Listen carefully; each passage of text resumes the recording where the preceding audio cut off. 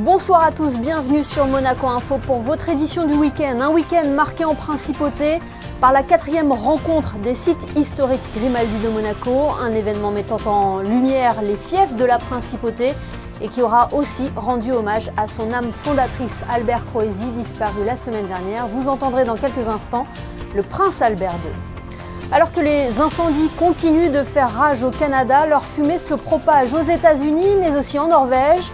Comment expliquer ces phénomènes et que traduisent-ils sur l'état de santé de notre climat? Françoise Vimeux, climatologue à l'Institut de recherche pour le développement, nous éclairera à ce sujet. Nous nous intéresserons aussi ce soir à la pelouse du Stade Louis II qui prépare déjà le terrain pour la prochaine saison de Ligue 1. Et puis nous ferons plus ample connaissance avec la délégation monégasque qui s'apprête à participer aux Jeux mondiaux Special Olympics. La 4e rencontre des sites historiques Grimaldi de Monaco a été lancée en fin de matinée sur le Rocher. Cet événement met en valeur les territoires qui sont étroitement liés avec la principauté. Lors de son discours d'ouverture, le prince Albert II a tenu à rendre un vibrant hommage à Albert Croesi, organisateur de la manifestation et disparu la semaine dernière. Le prince souverain a salué son enthousiasme, sa passion et l'élan qu'il donnait à tout ce qu'il entreprenait. Je vous propose d'écouter un extrait de son discours. Le maître mot d'amitié qui caractérise depuis l'origine nos rencontres acquiert cette année une dimension encore plus sensible au moment d'ouvrir officiellement et solennellement ces 2 journées festives, devenues un rendez-vous installé, rituel et attendu. Nous devons la réussite de cette manifestation à son âme fondatrice qui s'en est allée malheureusement de manière soudaine et prématurée il y a une semaine, 2 jours seulement après l'énorme succès que nous lui devons aussi de la journée commémorative du centenaire de mon père, le prince Régnier III, le 31 mai dernier. Albert Croesi était, chacun le sait, un de mes amis personnels. Il était l'ami de toute notre famille et de beaucoup de personnes à Monaco. Je suis heureux que nous puissions être tous là avec toi, cher Paul, mon fils, pour te manifester aujourd'hui comme hier notre profonde sympathie, en pensant aussi bien sûr à ta grand-mère. Et en conclusion, le prince Albert II a souhaité que l'œuvre d'Albert Croesi se poursuive notamment au sein de la Fédération des sites historiques Grimaldi de Monaco. Le maintien de cette 4e rencontre en est le premier témoignage.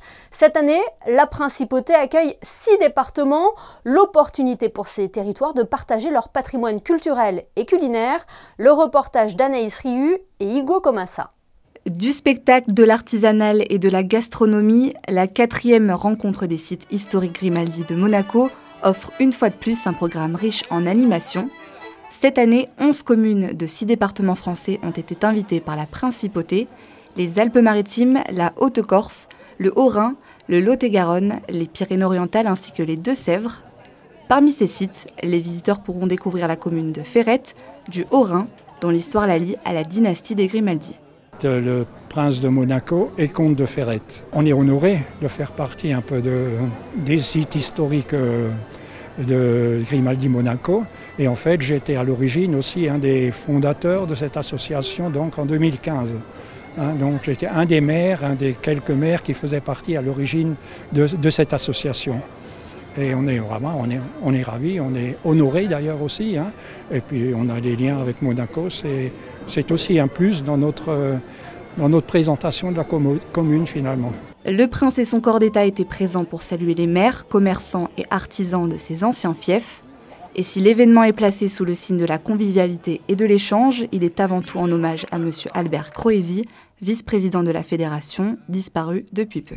Toute l'équipe de Pavillon Monaco et moi-même sommes heureux aujourd'hui d'avoir pu ouvrir cette 4e rencontre des sites historiques en hommage et en mémoire à notre patron Albert Croesi. En sa mémoire et comme il aurait souhaité, la 4e rencontre des sites historiques va se dérouler dans la bonne humeur, la joie et le peuple proche de la famille souveraine.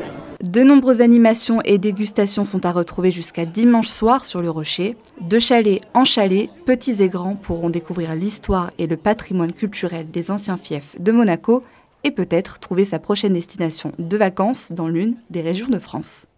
Depuis le début du mois de mai, le Canada est confronté à de terribles incendies. Ils ont débuté à l'ouest du pays, dans l'Alberta, et depuis la semaine dernière, ce sont les régions de l'Est qui sont également ravagées par les flammes. Une situation dévastatrice qui impacte d'autres pays à des milliers de kilomètres, à l'image de New York, où une épaisse fumée a envahi les rues de la ville il y a quelques jours, donnant place à des scènes inhabituelles.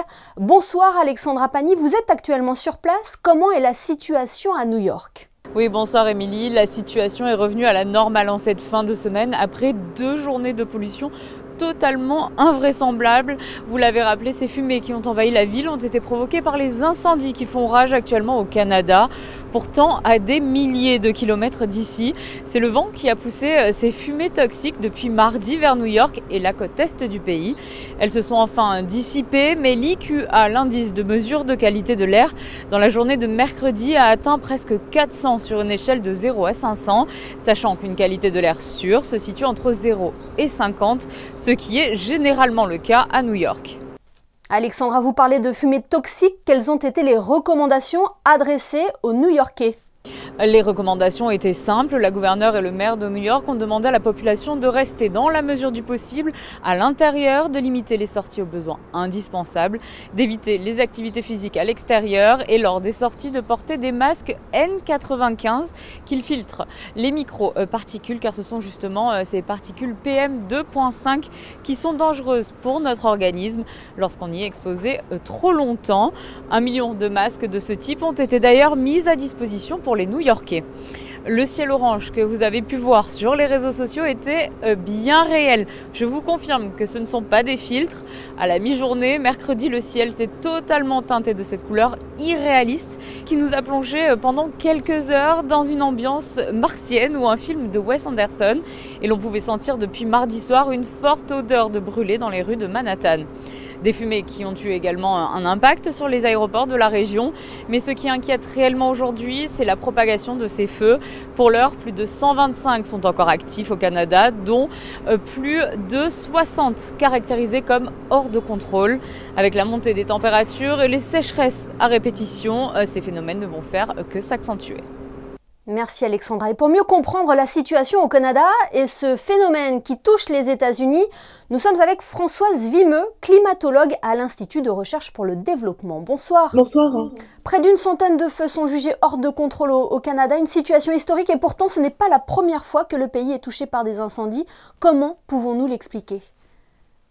Alors la situation actuelle, elle est favorisée par la sécheresse en fait, la sécheresse à la fois des sols et de la végétation. Ce qu'il faut bien comprendre en fait, c'est que lorsque les températures augmentent, elles viennent exacerber les processus d'évaporation de l'eau à la fois du sol et de la végétation.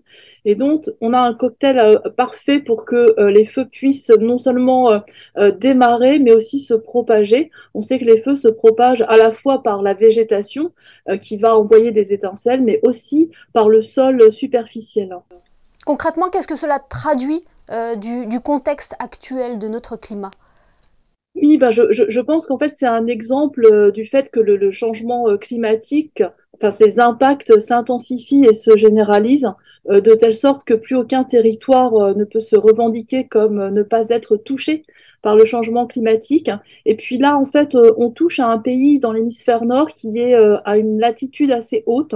Et on sait que le changement climatique, le réchauffement climatique est plus important au fur et à mesure que l'on monte dans les latitudes vers l'Arctique. Il est 2 à 3 fois plus important sur les régions arctiques. Et donc là, je pense qu'on illustre un des impacts du réchauffement climatique sur les massifs forestiers. Oui, forcément, c'est une conséquence sur l'écologie parce que on connaît le rôle des forêts dans notre écosystème. Oui, bien sûr, là, lorsque l'on détruit une forêt, on pense à la végétation, mais c'est tous les écosystèmes qui sont abrités dans ces forêts qui sont détruits. La forêt en elle-même, elle va se régénérer en plusieurs décennies. Je dirais la bonne nouvelle, c'est qu'une forêt qui se régénère, elle absorbe plus de dioxyde de carbone qu'elle en rejette, mais effectivement, tous les écosystèmes qui étaient abrités sont complètement détruits et certains ne vont pas se régénérer aussi facilement. Alors ces incendies impactent d'autres pays à des milliers de kilomètres du Canada. On l'a vu à New York et aujourd'hui en Norvège avec ce brouillard orange. Comment cela est-ce possible ? Alors pour nous climatologues, c'est pas du tout étonnant. En fait, c'est à cause de la circulation atmosphérique de grande échelle. La circulation atmosphérique n'a pas de frontières. On sait qu'il existe des vents de grande échelle entre le continent américain et le continent européen. Ces masses d'air, en fait, vont traverser l'océan Atlantique.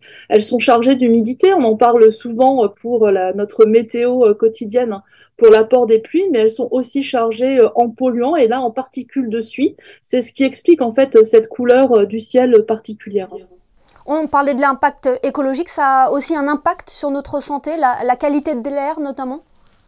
Alors bien sûr, la qualité de l'air, elle est affectée parce que vous avez dans ces masses d'air qui nous arrivent, je vous l'ai dit, des particules de suie, vous avez des polluants, vous avez du monoxyde de carbone. Donc effectivement, notre qualité de l'air est impactée, elle est impactée ponctuellement et bien sûr, si cela durait, ça impacte bien sûr notre santé. La Maison-Blanche disait que c'est un signe inquiétant de la manière dont la crise climatique affecte nos vies. Est-ce que vous partagez cet avis? Alors oui, bien sûr, mais je dirais que c'est pas uniquement ce feu qui nous alerte en fait. Ça fait plusieurs décennies que les climatologues et les rapports du GIEC qui se succèdent alertent à la fois sur ce changement climatique et sur les impacts qui vont s'intensifier. Donc il y a les incendies, mais il y a tous les événements extrêmes de type vague de chaleur, sécheresse, inondations, pluies torrentielles. Et donc je crois que depuis quelques années, en particulier depuis 2022, en tout cas sur le territoire français, on réalise que nous ne sommes pas à l'abri des impacts du changement climatique, mais vraiment pour nous, ce n'est pas une surprise. Eh bien, merci beaucoup Françoise Humeux d'avoir été notre interlocutrice ce soir pour aborder ce phénomène et les incendies qui font rage au Canada. Merci. Merci à vous. Elle aussi s'adapte au réchauffement climatique et aux enjeux d'un monde durable. La pelouse du Stade Louis II nécessite une approche parfaitement millimétrée pour répondre aux exigences pratiques, esthétiques, mais aussi environnementales. Anaïs Riu vous emmène dans les coulisses de cet entretien quotidien. Il est le seul stade de la Ligue à opter pour cette stratégie. Depuis le 1er mai dernier, la pelouse du Stade Louis II a été renouvelée par 240 000 poquets de gazon. Un mois plus tard, les résultats sont déjà prometteurs. Cette nouvelle variété d'herbe, appelée chien-dent, permet des économies d'eau considérables et s'adapte parfaitement au changement climatique. Plus les températures sont hautes, plus elles poussent et ne nécessitent que très peu d'eau. Depuis de nombreuses années, on fait des tests et surtout des permutations de variétés hivernales et estivales. Et évidemment, pour nous, c'est les périodes estivales qui sont les plus cruciales, et notamment pour deux raisons. D'une part, les élévations de la température de la planète et d'autre part les restrictions d'eau. Ayant un prince environnemental, il est très attentif à ce qui se passe sur le stade et évidemment, puisque j'ai eu l'occasion de lui en parler souvent, le fait d'utiliser un gazon dit macrotherme qui économise de l'eau est un avantage pour Monaco et un avantage qui est en train de se propager partout dans le milieu du football. Été comme hiver et particulièrement avant chaque match, l'entretien de la pelouse nécessite de nombreuses étapes bien définies. Tonte, traçage, nettoyage, aspiration et perforage. Chaque brin d'herbe est minutieusement entretenu pour permettre un confort et visuel de haute qualité. Ça dépend de l'horaire du match, mais sinon on arrive le matin et on fait une voire deux tontes selon la période et un traçage.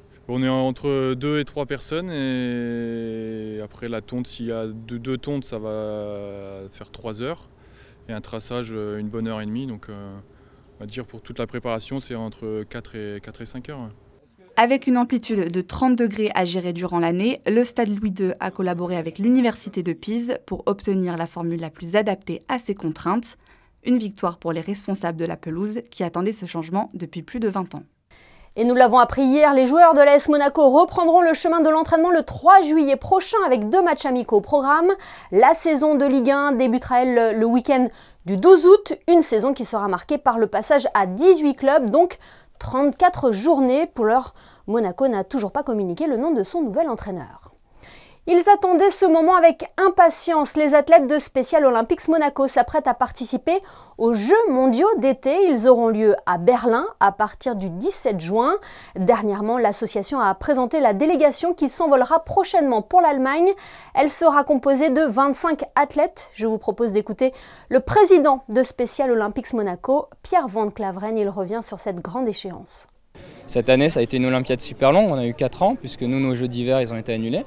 Donc ça faisait un moment qu'ils n'étaient pas partis, qu'ils n'avaient pas ressenti cette excitation et surtout ce bonheur. Honnêtement, on va dire qu'à part sur quelques sports où on a dû faire des ajustements parce que là en termes de quotas, tu as plus ou moins de personnes qui sont invitées, qui ont été reçues. Sinon ils travaillent toute l'année et toutes les années ils travaillent de la même des manières. Donc là c'est vrai que ceux qui ont été sélectionnés dans des sports, on a essayé de forcer un peu plus sur les disciplines, on a essayé de forcer un peu plus sur le sport en lui-même. Ils ont travaillé, oui, l'athlé, on a du relais, donc on a travaillé un peu le relais. On a des distances en athlétisme ou en natation qui parfois sont un peu longues par rapport à ce dont nos athlètes ont l'habitude. Donc on a essayé de travailler sur ces choses-là, comme on prépare une compétition normale, on va dire. On n'est pas forcément sur un objectif de médaille, parce que déjà le principe de médaille est un peu différent. Mais on va dire qu'on est sur un objectif, le but c'est qu'ils s'amusent, c'est qu'on fasse des bonnes performances et c'est surtout qu'on continue à donner l'image que l'on a toujours donnée au niveau de spécial olympique qui fait qu'on est invité et qu'on a des quotas aussi importants. Et la principauté sera représentée dans 8 disciplines à Berlin. Nous suivrons bien évidemment les résultats de près. Coup de projecteur à présent sur l'initiative de 3 lycéens monégasques. Sofia, Victoria et Matteo sont les récents fondateurs de la marque Kairos. Ils s'apprêtent à lancer une nouvelle collection de t-shirts éco-responsables qui seront vendus au profit de l'association Monaco Aide et Présence pour un projet bien précis. Écoutez. On collabore avec une entreprise à Montpellier qui fait des matières totalement biodégradables. Et donc comme ça on est 100% éco-responsable et depuis qu'on est à Monaco, grâce à tout ce qu'a mis en place le prince Albert II, on est obligé d'être écologique. On vit dans un pays où tout est écologique et suivre ce trajet, ce chemin, je pense que c'est la meilleure des options. Le projet qu'on soutient, c'est donc un projet des écoles en Éthiopie. Donc ils ont des écoles en Éthiopie où ils accueillent les familles les moins, on va dire les moins avantagées. Et donc là ils ont pour projet de construire une nouvelle salle pour accueillir 40 élèves. Et donc avec ce qu'on gagne, on va dire, avec cette collaboration, cette collection, donc ça va aller pour construire cette nouvelle salle de classe pour de jeunes élèves. En premier lieu, on va d'abord, avec Victoria et Matteo, avoir quand même une idée de l'univers qu'on veut aborder. Donc par exemple que ce soit quelque chose d'un peu plus élégant ou un peu plus, on va dire, estif. Et par exemple pour la toute nouvelle collection avec MAP, c'était juste une idée qu'on avait eue en classe, c'était un petit sketch, donc tout est parti de là. Ce dernier t-shirt, ça sera 40 €, ce qui est un prix raisonnable d'après nous avec on va dire, les coûts de manufacture et tout ce qui est surtout les tissus qui sont, c'est pas du plastique, c'est que vraiment du 100% coton. Un bien beau projet pour soutenir une noble cause. Plus d'informations sur le site officiel de la marque Kairos ou l'association Monaco Aide et Présence. La saison au Théâtre des Muses touche à sa fin et pour terminer en beauté, les lieux proposaient une pièce pop et déjanter les amoureux de Molière présentée par la compagnie Les Mauvais Élèves. Juliette Rappert et Arnaud Imbert y ont assisté. On les appelle les mauvais élèves. Ils avaient déjà travaillé au corps Marivaux puis Shakespeare. Cette année, ils se sont attaqués à Molière et leurs amoureux. 1h20 de spectacle haut en couleur pour découvrir ou redécouvrir les personnages de Jean-Baptiste Poquelin. Alors nous, on a pris un peu un panel de tous les amoureux de Molière, de toutes les situations amoureuses écrites par Molière. On les a fait jouer les femmes aussi bien par des hommes que par des femmes, on se travestit beaucoup. On prend les femmes savantes, Don Juan, l'école des femmes, enfin tout ça, et on a beaucoup de fantaisie avec ces personnages-là. Et on s'amuse beaucoup à sortir des situations qui sont écrites pour avoir des délires autour des situations. Donc voilà, des jeunes amoureuses survoltées, des vieilles filles un peu coincées, ou comment nous, avec notre fantaisie, on explose un peu ce carcan-là. Donc avec notre folie, nos inspirations, on cherche, on bouge, on parle, on cherche comment ils se meuvent, comment ils respirent, comment ils parlent. Et ensuite, on essaye différents textes avec différents personnages. Donc c'est un peu un travail de laboratoire comme ça. Puis il y a parfois une étincelle, on se dit « Ah ouais, ce personnage-là avec ce texte, c'est super, ça fonctionne, on garde. » Et puis on enchaîne et puis on cherche comme ça beaucoup. On cherche physiquement avant d'écrire. Les tirades en vers bien connues du répertoire classique sont parfois revisitées et accompagnées de folies musicales. Fumez toutes deux élevées par maman, qui pour nous se prive à travailler vaillamment. On se permet peut-être un peu plus de sortir du texte et de plus dire exactement tous les mots de l'auteur, de couper, de laisser part à encore plus de fantaisie, quoi. Joyeusement conduit par le duo Shirley et Dino, c'est un spectacle pop et pétillant pour finir l'année. Culture toujours avec cette exposition à l'espace 22, Laure Atuel-Baker présente Pix Speaks, une exposition mettant en lumière la force de la nature et des animaux. Les œuvres inspirées par l'art aborigène sont à découvrir jusqu'au 17 juin. La direction des affaires culturelles lance un appel à candidature pour l'attribution de 3 ateliers d'artistes situés sur le quai Antoine Ier. Chaque atelier est mis à disposition pour une durée d'1 à 6 mois consécutifs, renouvelable une fois. Ce dispositif offre aux artistes un espace de travail pour mettre en œuvre un projet artistique et culturel en lien avec la principauté. Les dossiers de candidature doivent parvenir à la direction des affaires culturelles au plus tard le vendredi 16 juin. Plus d'informations sur le site officiel du gouvernement princier. Il est temps à présent de jeter un coup d'œil aux prévisions météo. Bonsoir Vanessa Dessy, quelle est la tendance pour la journée de dimanche ? Bonsoir à tous. Une détérioration du temps est attendue avec quelques orages sur la région. Les températures oscilleront de 16 à 21 degrés. Le soleil se lèvera à 5h48 et se couchera à 21h08. Et nous fêterons les Barnabés. Un temps mitigé donc pour finir cette semaine. Ce journal est à présent terminé. Merci de nous avoir suivis. Rendez-vous demain à 20h pour le best-of. En attendant, on se quitte avec les photos de Frédéric Nébinger, la 4e rencontre des sites historiques Grimaldi de Monaco. Passez une excellente soirée sur notre antenne.